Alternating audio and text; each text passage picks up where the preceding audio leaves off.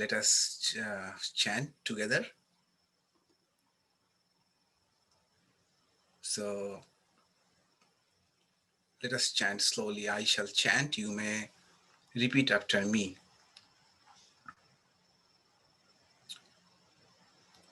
Om Sahana Vavatu Sahanau Bhunaktu Saha Viryam Karavavahai Tejasvina Vadhitamastu Ma Vidvishavahai. Om Shanti Shanti Shanti. Om. May the Supreme Spirit protect us. May the Supreme Spirit nourish us. May we work together with great energy. May our study be vigorous and fruitful. May love and harmony dwell amongst us. Om, peace, peace, peace be unto all. Om Asato Ma Sadgamaya Tamaso Ma Jyotirgamaya Mritorma Amritam Gamaya. Om Shanti Shanti Shanti.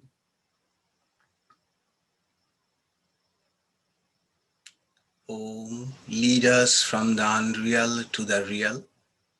Lead us from darkness to light. Lead us from death to immortality. Om, peace, peace, peace be unto all.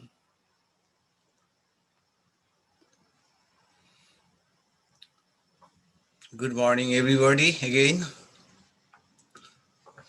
Yes, it's a bright day outside today. Weather is good, but here in Sacramento, the air quality is not so good. It is unhealthy for today. The air quality is unhealthy for sensitive people. Till yesterday, the air quality was unhealthy, quite unhealthy. It was in air quality index, it was 175 or so. So the air quality was very poor.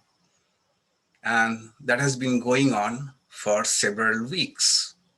We have seen even worse air quality in last few weeks. And we know the reason. It is all due to the wildfires that are going on several parts of our state, California. And till now, California has lost over 4 million acres of forest land due to these wildfires. We are far, far away from the fire. Still, we see how it is affecting us. And we can imagine how people who are close to the fires, how they are suffering. And most importantly, how we are losing our very important resource called the forest. And one thing is clear, that these wildfires or these calamities,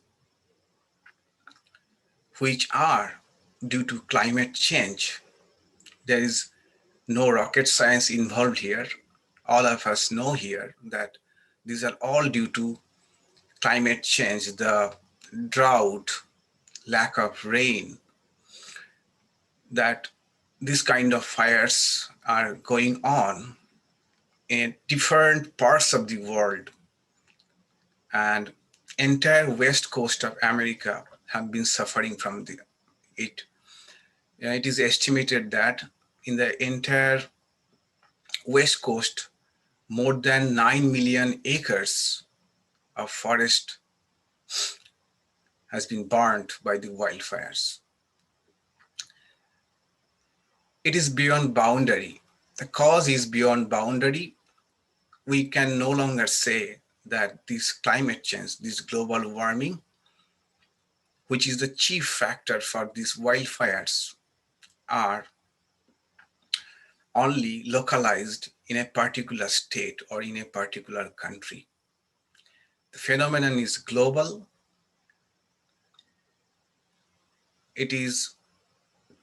Therefore, it is the global responsibility. The effect is also global. We read in the news that the fire, the smokes from the fire and ashes reached as far as New York, Washington, and Canada. So it is a global phenomenon, and it is due to this climate change. All those things made me think deeper about the issue and what Advaita Vedanta has to offer us in this respect, and what we individually can do about that. Let us try to find out what our dharma is in this global crisis. The word dharma means dharanat, iti dharma, that which upholds, that which sustains the creation, that is dharma. And it is really a situation where the entire creation is in danger. So let us see what Advaita Vedanta has to say about that, and whether it can help us to find out what our dharma is in the face of the global crisis called climate change. Many people believe that the problem that we are into now is not due to lack of science and technology. It is due to science and technology it is not a problem of too little technology. It is a problem too much of technology. So historically, it has been found that the more and more we have understood, science has discovered the natural systems, and technological tools, the more and more we have exploited nature. So the problem cannot be entirely solved by science and technology alone. Then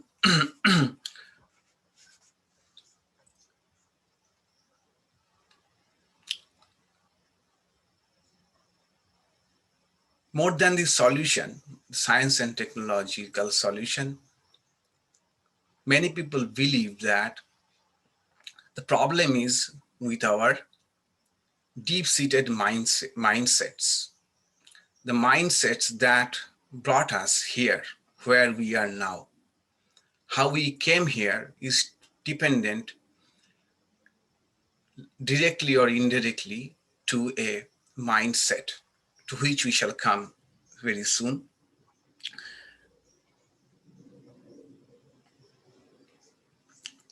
Then,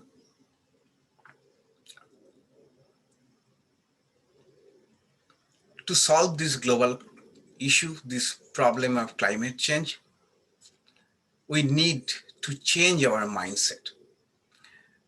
Because many people, even in advanced countries, many people don't even believe that climate change is real. In polls, it has been found that many people of advanced countries even are not willing to believe that climate change is real. So science and technology cannot do much alone. Then last week I watched a groundbreaking documentary called Kiss the Ground, which came to Netflix. And it shows that even if, because all the effort of science and technology are now directed towards how to reduce greenhouse emission, greenhouse gases that we emit from burning of fossil fuel. So all the science and technology are mostly aimed towards that, how to reduce carbon emission. But the documentary showed that even if we stop our uh, emission of greenhouse gases today, still since industrial revolution, we have pumped so much of carbon dioxide into the atmosphere, which are estimated to be 1,000 billion tons of carbon dioxide that we have pumped or dumped into the atmosphere. What about them? They need to be taken care of. And the solution requires an ideological change. Solution requires an ideological change.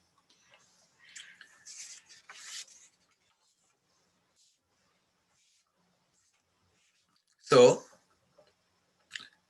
many environmentalists think that scientific advancement without a concurrent change in ideology in terms of how we think ourselves, how we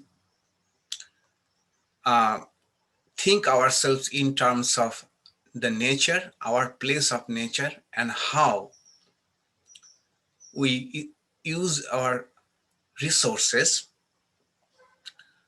will not bring any meaningful change. Alone, scientific advancement alone won't bring all the changes required.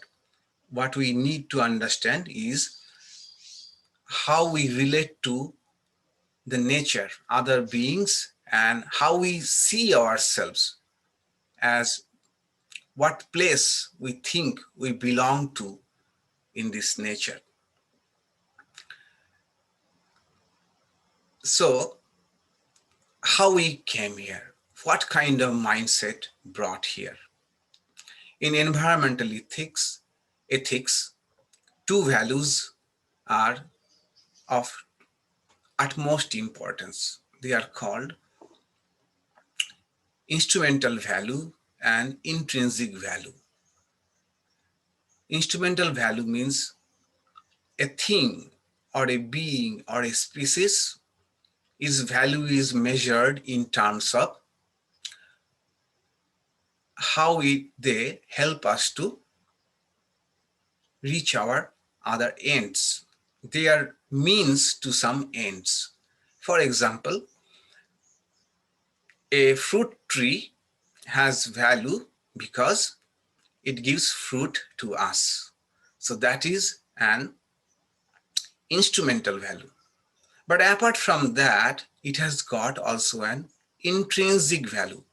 That is, in itself, without having to meet anyone's end.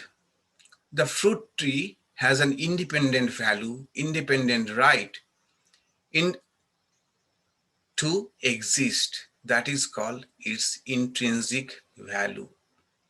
But modern civilization, which is largely based on Western ethical perspective, is sadly anthropocentric, that is human centric. In this anthropocentric view of the world, human beings are given the only intrinsic value. Other things, other resources, other beings, other species have their value only in terms of how they serve our purpose.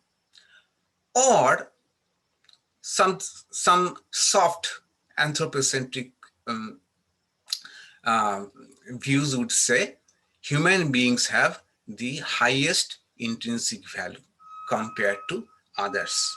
So this is a totally a flawed, this ideology has flaw in itself. Socrates, Aristotle said that nature has made all things specifically for the sake of man. That is the root of anthropocentric view of the world. Nature has made everything for the sake of man. Then Immanuel Kant, in one of his lectures, Duties to Animals and Spirits, he says why doing harm to other beings, other non-human beings are bad. He says that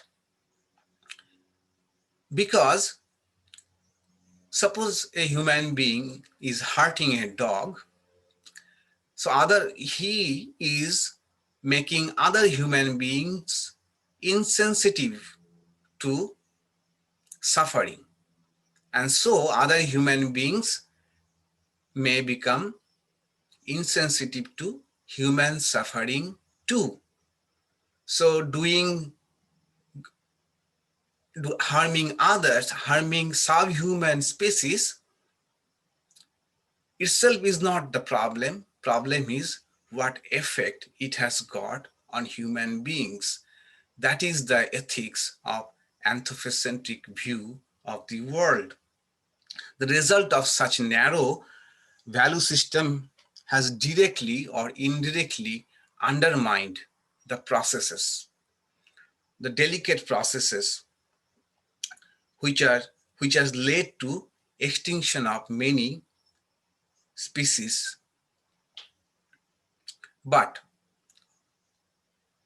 there are many people, many environmentally sensitive people who have rejected this view of anthropocentric way of looking at the world. The chief among these ideologies, all of us know, is deep ecology. Deep ecology. They call it deep ecology because the other ecology, other ecological view that we have had is shallow. It is concerned about maintaining the ecosystem only for the sake of human being at its end. What will be, we should reduce pollution, we should manage resource usage so that human beings can live happily. That is shallow ecology. Compared to that, what they propose is deep ecology that had its origin in Scandinavian country, Norway. And the chief proponent is Arne Hiss. And surprisingly, where they got this idea. So Arne Hiss and his two friends are lovers of mountains. So once they visited the Himalayas and they had their guide, a Sherpa. A Sherpa means is a guide who lives in the Himalayas. And they were deeply impressed by Sherpa culture. They saw that the Sherpa won't venture onto some of the mountains because they considered the mountains to be sacred. They had reverence for the mountain. This was This is what impressed them a lot. And then going back, they thought over the matter and extended this reverence for mountain to entire biosphere. Can we have reverence, a relationship of mutual reverence to all the other species of this earth? That is what the seed of deep ecology is.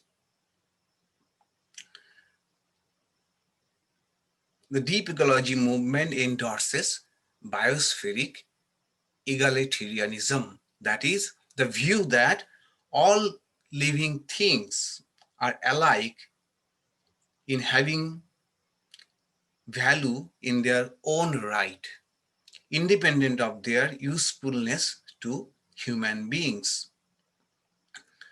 So they say that organisms cannot be ranked according to their relative value, and right of all life forms to live is a universal right which cannot be quantified. That this species has greater value or that species has greater value in ecosystem, this quantification itself is wrong. Deep ecology has eight principles or eight propositions, which can be summarized as no single in two and broadly it can be summarized in two statements. No single species of living being, including humans, has more of this right to live than any other species. So each species has got same right for living. And number two is the value of the whole ecosystem is greater than any of its parts. They propose that the entire creation is kind of wave, a wave. It's a wave, and we are all interconnected, and we are like nodes in that huge wave of life. And these principles of deep ecology have resonate with many concepts of Vedanta, especially Advaita Vedanta. And Advaita Vedanta can foster a mutual reverence, a sense of sacredness to nature, and can foster a sense of moral egalitarianism, just what deep ecology proposes. Especially in these three areas, if we look into Vedantic theory of creation, how things were created, then how Vedanta says that all entire existence is united through this ultimate reality called Brahman. And thirdly, through the concept of interconnectedness and the concept of yajna that we see in Bhagavad Gita. So let us take a brief look at them. First, creation. So we see in the Upanishads many passages which say that all this entire creation came from one imperishable reality. Not only that, that reality having created this universe, this creation, entire creation, entered into it.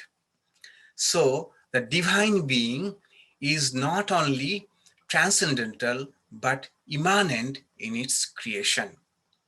Let us just take one verse from Mundaka Upanishad, which says that as a spider spins out threads of web, then draws them into itself, as plants sprout out from the earth, as hair grows from a living man, so from the imperishable all things here have come. Mundaka Upanishad. Yatha urnanabhihi srijate grinnate cha yatha prithibhyam oshadhayah sambhavati yatha satah purushat keshalomani tatha aksharat sambhavati yah visham. So this explanation of the creation of the universe carries many ecological implications. One is all things and all beings are derived from the divine and they are rooted in divine. It implies that all things, all beings in this creation have intrinsic spiritual worth, intrinsic spiritual value, because all of them have come from the same divine origin. They share the same divine origin and they have a shared and sacred lineage. This is just the kind of egalitarianism that deep ecology is proposing. Deep ecology is proposing a moral egalitarianism between species. All the things and beings in this universe has equal value. Advaita Vedanta adds another dimension to it, that all things, all beings, as they have come from the same divine source and they are rooted in the same divine source, all of them not only are equal, but also all of them are sacred. This does not mean that human beings or any other creature should stop utilizing or consuming those things that they need in order to survive. But what it means that human beings should act in such a way which is, while beneficial to themselves, do not endanger the delicate balance and diversity that sustain processes of the greater ecosystem. Secondly, that was from how things were created and how Advaita Vedanta says that since all things were created from one divine source, not only that, all created beings are rooted in one divine source called Brahman, all are equally sacred, and the relationship that we should have amongst each other is one of reverence, not of exploiter and exploited. Second is all living beings have equal value. And this, for this implication, this concept or this idea, we have to look into one passage from Brihadaranyaka Upanishad, which may appear at a first glance that Upanishad is probably speaking about that nothing in this world has got any value other than Brahman or ultimate reality, but it is not so. The passage is the dialogue between Yajnavalkya and his wife Maitreyi. So before Yajnavalkya was living his household life and going into forest, he wanted to share his wisdom with his wife Maitreyi. Maitreyi asks different questions and Yajnavalkya answers them. And the crux of their dialogue is this passage where Yajnavalkya says that, Maitreyi, remember, a husband is not dear because of the husband, but husband is dear to wife because of Atman that resides in the husband. Same way, wife is not dear to husband because of the wife it's themselves. It is because of presence of Atman in the wife. Similarly, he goes on every relationship, relatives, family, friends, livestock, entire earth, whole creation is not dear to us because of themselves, but because of the presence of Atman. So, what this passage is telling us, it may be said, Upanishad is saying that everything is valueless. No, just the contrary. It is saying everything has got same value because everything derive their value from one divine source. The uh, well-known passage is Sahovachaha. Yajnavalkya says, Navare,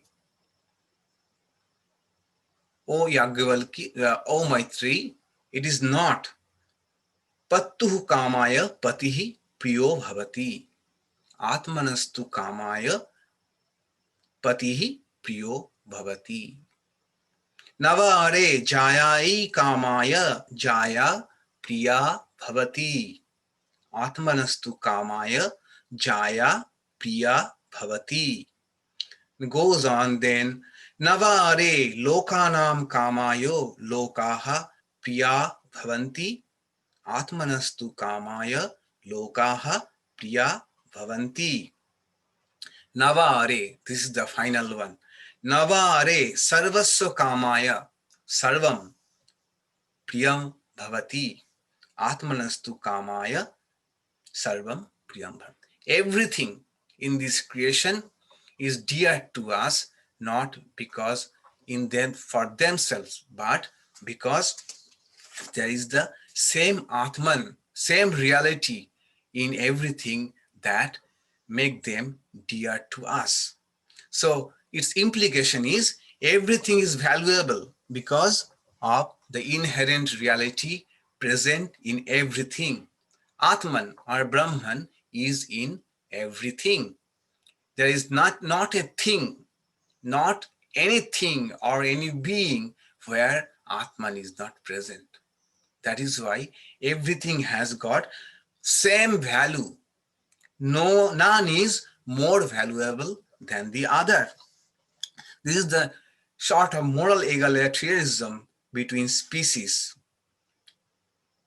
And this is what deep ecology also proposes. Moreover, if all phenomena is rooted in the divine, then the relationship between various phenomena should be that of reverence. So that the essence of the divine, because the essence of the divine, which is which resides in everything, is recognized. And all life forms are intertwined through their relation to the Supreme Self. So all of us are connected because through our all of us are connected to an underlying reality called Brahman. So this passage says that all created things, all created beings are equally valuable. None has got more value than other. No being or no thing is has got more intrinsic value than the other. Second passage is again from Upanishad, and this is the passage just after the passage we saw now. After this dialogue between Yajnavalkya Maitreyi in Upanishad starts one chapter called Madhu Kanda. Madhu means honey, the discussion on honey. It also infers an appreciation for the diversity of life here. It says that the earth is the honey of all living beings, and all beings are the honey of earth. The radiant and the immortal person in the earth and the radiant and immortal person residing in the physical body, they are both one and same Atman. The same reality that is in earth, the same reality is in all beings, the same reality is in our own self. It is the immortal, it is Brahman, it is the whole. This is the entirety. Yam Pithivi Sarvesham Bhutanam Madhu. Assai Pithibhai Sarvani Bhutani Madhu.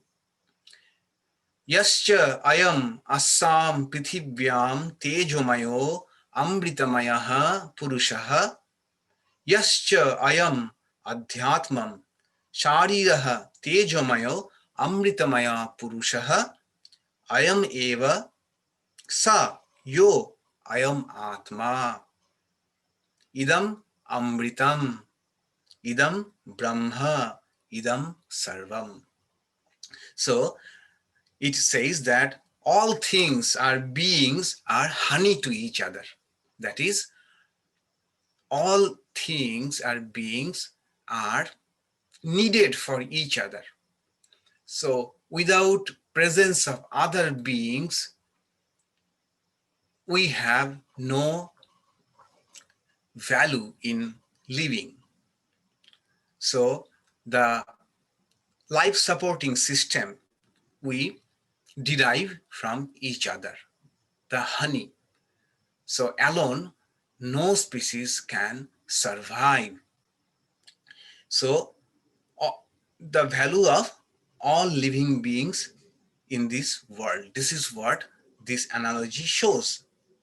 And we grow by contributing to each other.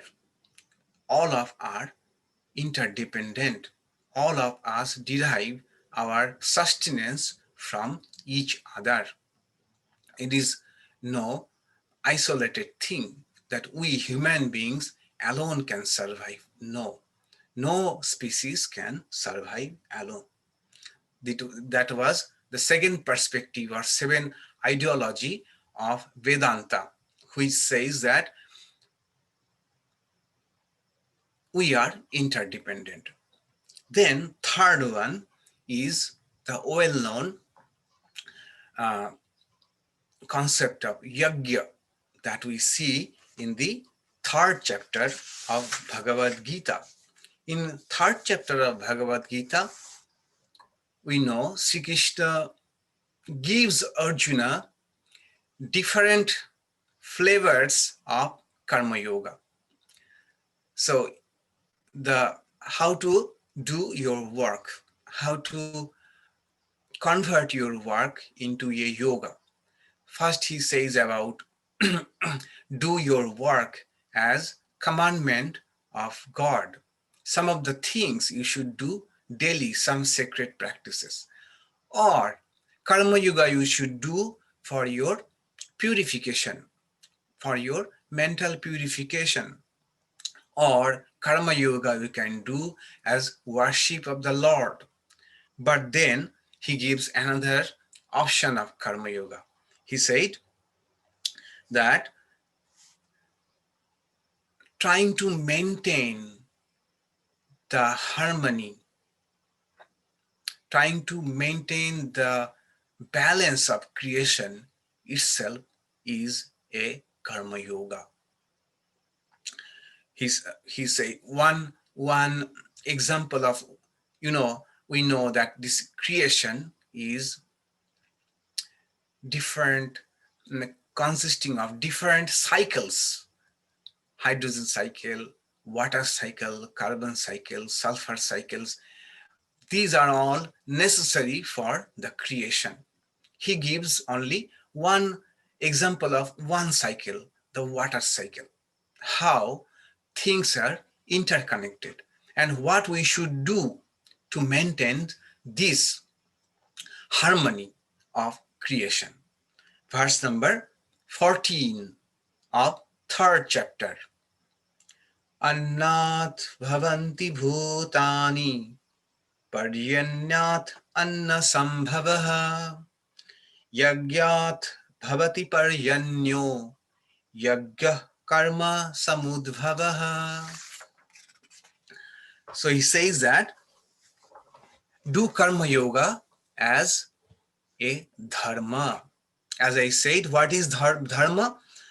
That which maintains the harmony of the creation of earth. Harmony of creation is called dharma, a way of life in which I maintain the harmony of creations.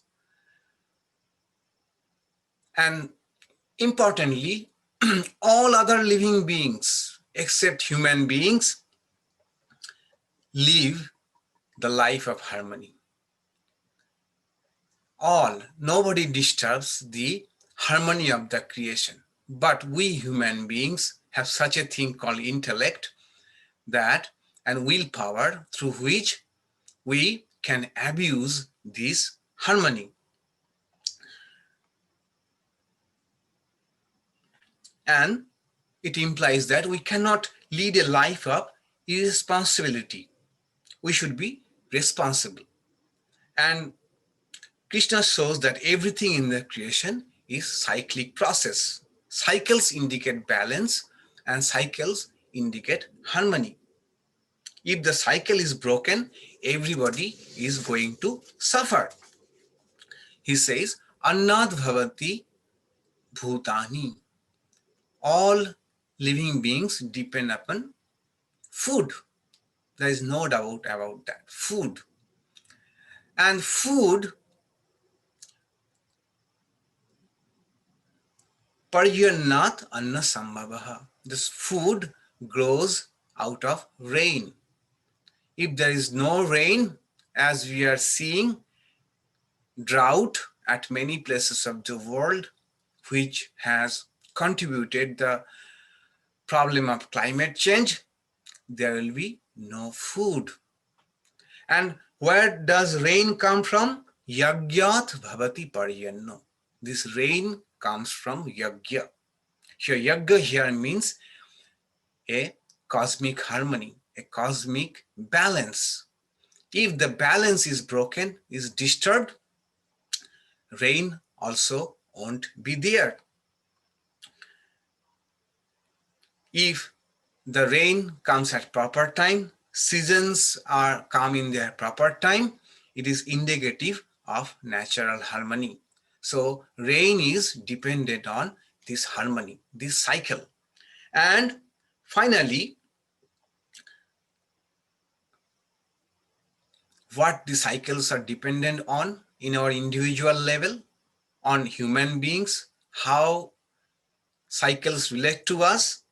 Yagya karma samudbhavaha. This entire cycle of balance, delicate balance, depends on how we act or how we choose not to act. Here, that is karma yoga.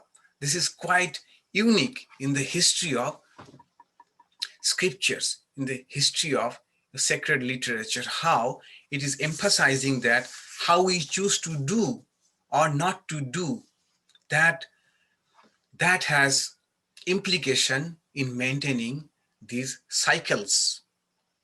If we maintain little bit of self-restraint, we can go beyond our consumeristic philosophy. If we can avoid exploitation, then we will avoid disturbing the harmony. So Sri Krishna says, you don't have to do anything, just don't disturb the harmony. That is the greatest thing you can do if you don't disturb the harmony of this creation. As it happens, there are some people, not many, a few, who tries to help us. And we see in the process they create more trouble. So such a person, when they approach us and ask us, how can I help? We say, not doing anything is the greatest help you can do. Similarly, not disturbing this harmony is greatest thing that we can do. But it was true at the time of Mahabharata when this dialogue has taken place. But now we cannot simply choose not to do. Yes, we should we should not do things which disturb the harmony, but things has gone so far beyond control.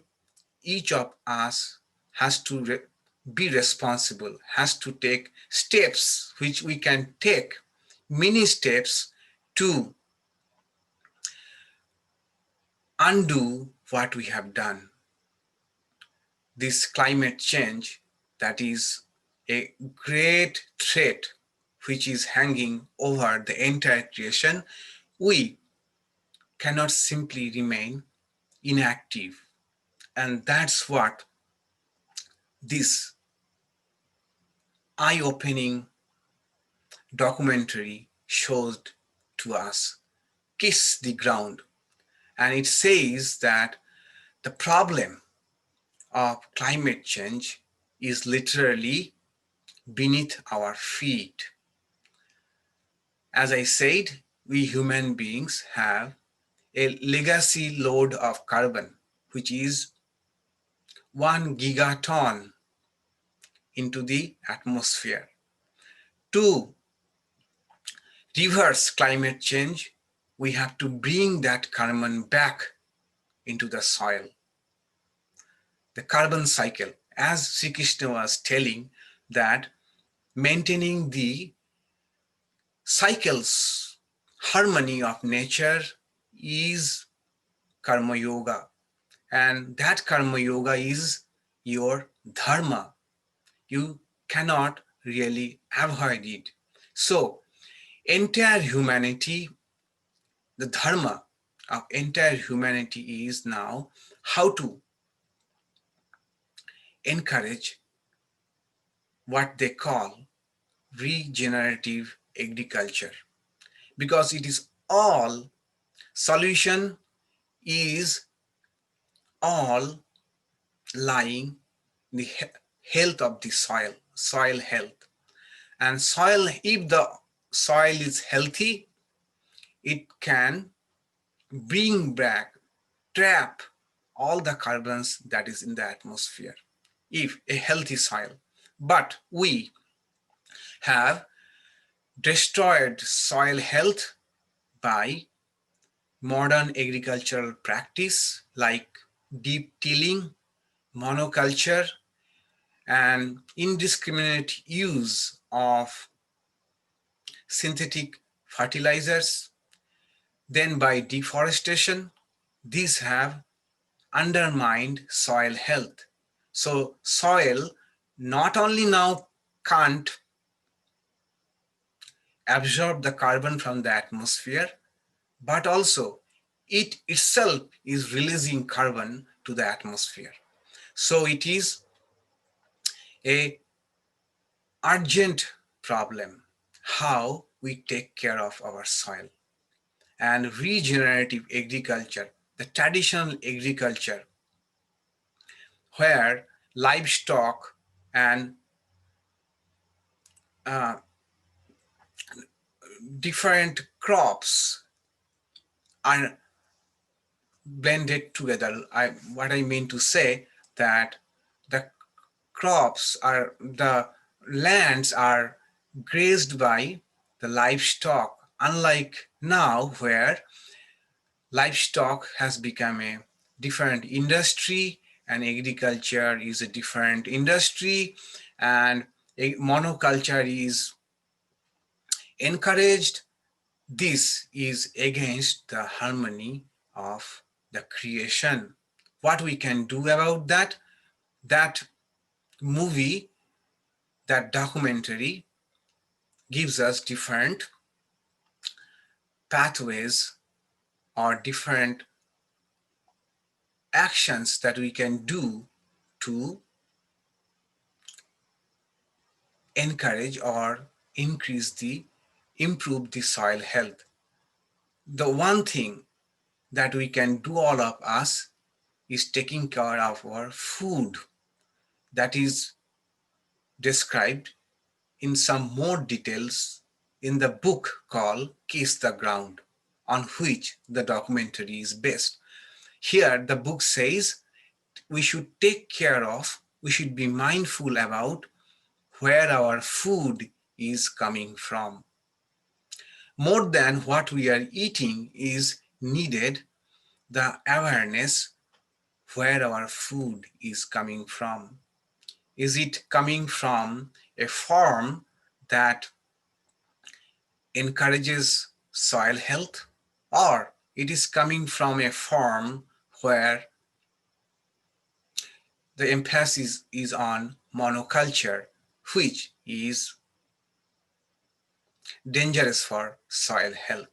So, and they say, I think this itself is a sadhana. Why? I found this taking care of our food, that is being mindful of our food, is a long-term sadhana.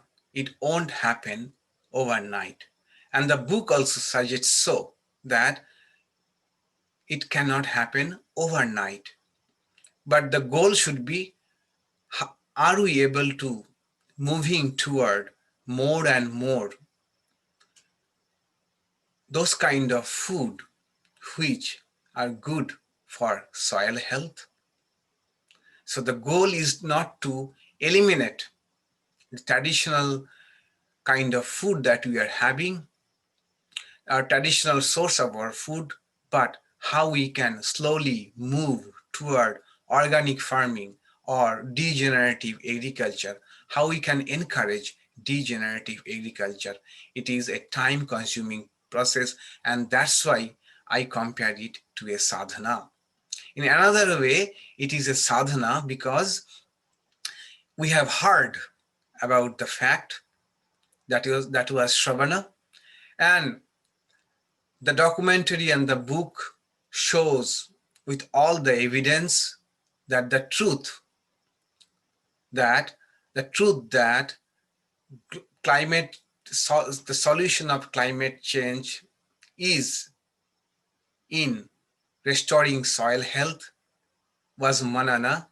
We are convinced about that, but nididhyasana, we know in Vedanta, is needed to counteract our deep-rooted habits. So deep-rooted habits that we have got about our food practices, that will take time to go away. And what I find that the first question comes to our mind, those kind of organic food is costlier. But they showed that if we change our food habit a bit and take care of the source of our food and keep a journal, we will say that ultimately we are saving. And more we encourage this kind of practices, the prices will go down in future. So taking such small steps like taking care of the source of our food has great impact on reversing climate change. Another thing, what we can do to reduce green gas emission, this I found in another website, that if we just take care of our online purchasing habits, so if we combine 2 3 items together and then order them together, then there will be less delivery carbon footprint.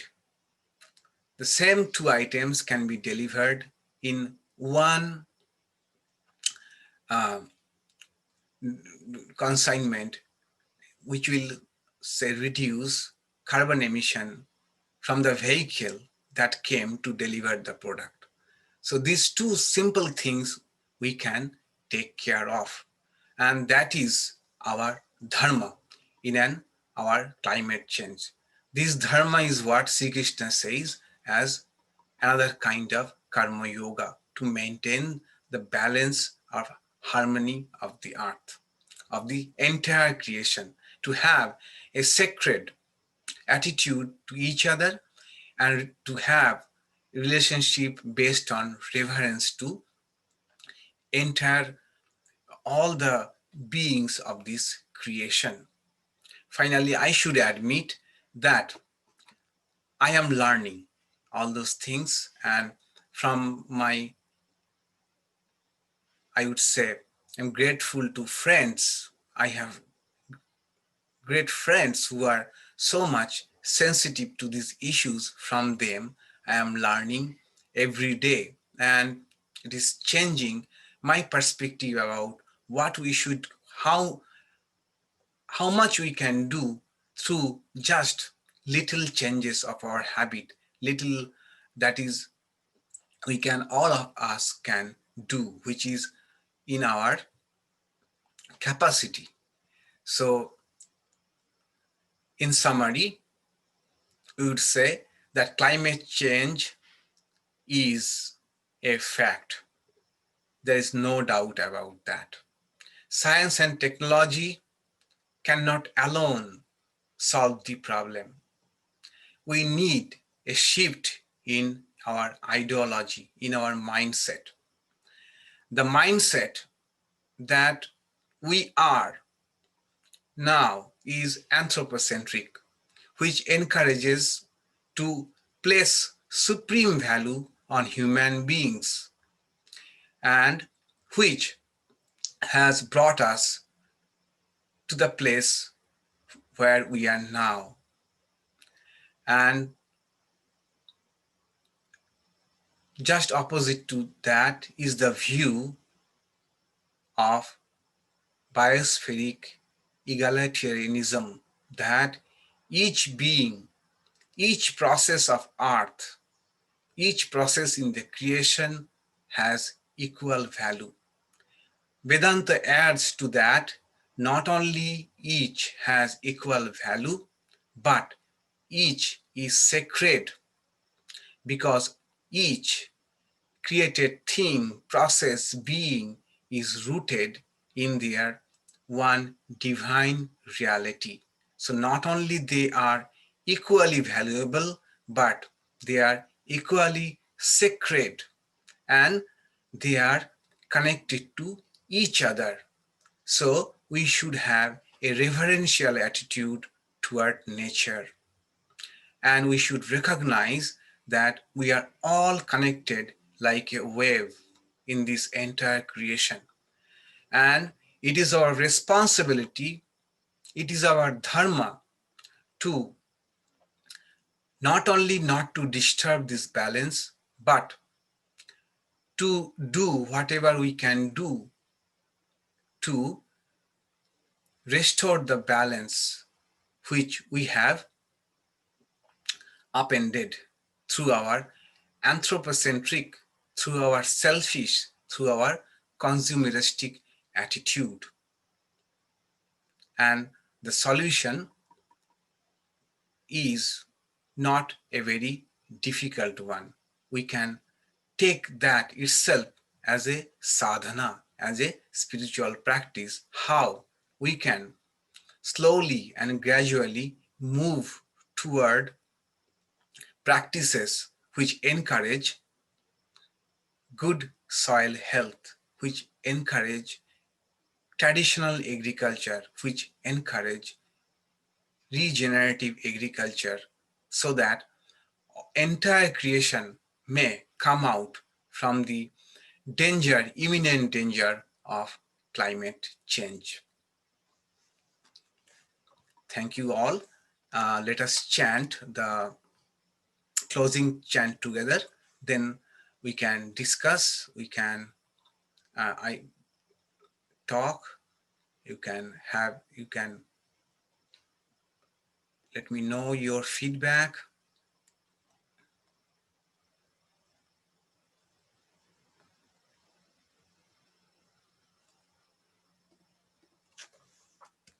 The closing chant is also in harmony with what we discussed today. It is all about honey, that everything is like honey to the entire creation. Let us chant it. So we'll chant slowly. I shall chant. You can then repeat it. Om Madhuvata Vritayate Madhuksharanti Sindhavaha Madhvirna Santoshadhihi